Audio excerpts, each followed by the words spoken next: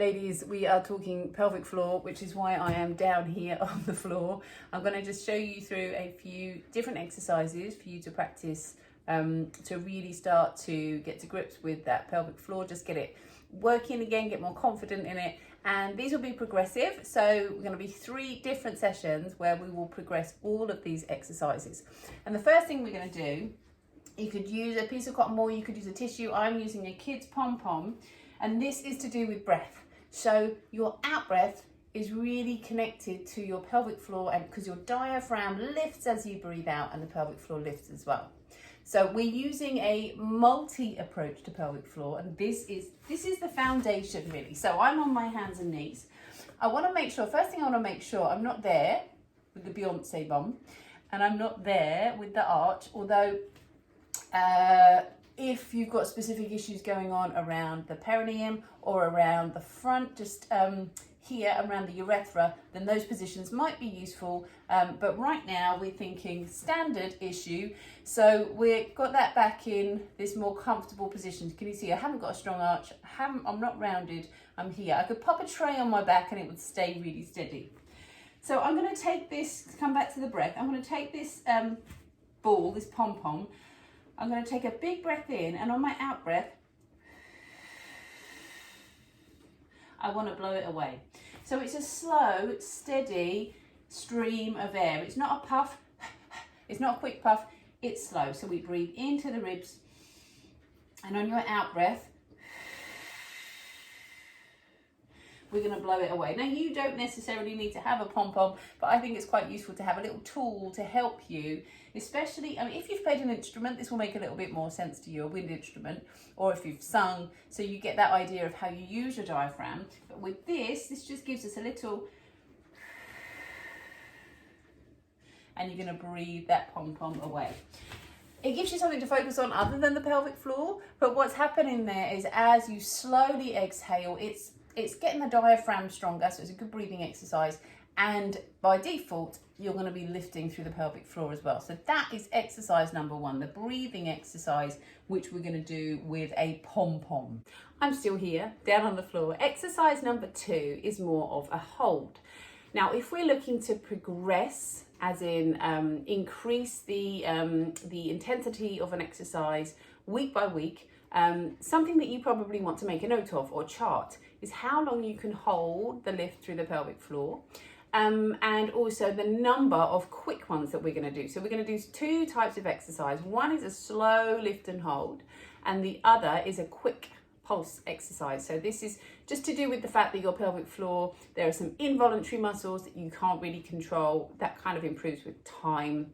There are some voluntary muscles that are slow twitch, so these are your kind of endurance ones to keep everything in, so that's the long hold. And then there are the fast twitch ones, which are going to help you with running, jumping, all of those kind of things, so they're the quick ones. So we're going to start some of that work down here on the floor.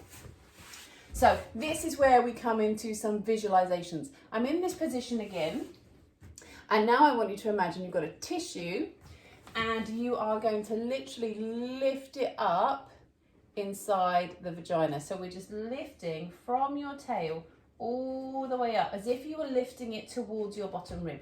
Because remember as well, the vagina isn't just straight up, it's kind of a slightly oblique angle. It comes from here to sort of this way. The line goes up that way. More so actually when you're pregnant, because everything pushes it backwards. So hopefully once it starts to shift back to where it was before, we can get that sense of lift. So I want you to take a big breath in, and on your out breath, you're going to get that sense of lifting. Slowly lift up and just hold. And I want you to start to count in seconds, whether that's 1 hippopotamus or 1 Mississippi or whatever works for you, how long you can hold that for. Now, if you're kind of not sure and you sort of lost the intensity halfway through, then I'd suggest you start with 5 seconds or 10 seconds. And we're going to do 1 hold for whatever length of time that is for you. Write it down, do make a note. And then as slowly as you lifted, you want to release. The next exercise that we're going to do is more of a quick lift. So we're trying to do this without moving anything. Watch your eyebrows. And we're just lifting quick squeezes and then releasing. And again, now these are a little bit harder, and this is why when you're coming to start to try running or jumping around, these take a little bit more time to get working. So again, I'm going to suggest you start with 5 really good ones, maybe 10. And remember, when it comes to any strength and conditioning, you're actually looking, this is just the same, you're looking to get to the point of fatigue. So where you've really tired those muscles out, write that down. Stick with that number for the first week, and in the second week you're going to just try and increase that intensity, and then you're going to do the slow hold and the fast twitches 3 times through. Now the next exercise is very much based around the feet. All we're going to do for this one, and this is just starting to get that little bit of impact going through the pelvic floor, we're going to do little heel raises. So the toes stay down on the floor. It's not a run. The heels are coming off the floor, and we're here and we're here. So you don't have to do all these exercises all at once together. You could do this when you're waiting for the kettle to boil, when you're brushing your teeth, and think about doing this for a minute. Then we're going to move on to the squat, which is the next exercise, and then come back to it. And just like the pelvic floor exercises down on the floor, you're going to do each of the 2 exercises. You're going to do those 2 exercises 3 times round. So let's say I've done a minute of my heel lifts. Then the next one I'm going to do is my squat. So I'm here. We're going to bring your hands onto your shoulders, your elbows forwards. We're going to breathe in as you come down, and as you breathe out, stand and squeeze as well. So we've got that out breath that we worked on, imagine your pom-pom, and we've got the squeeze. We breathe in, come down, breathe out up to standing.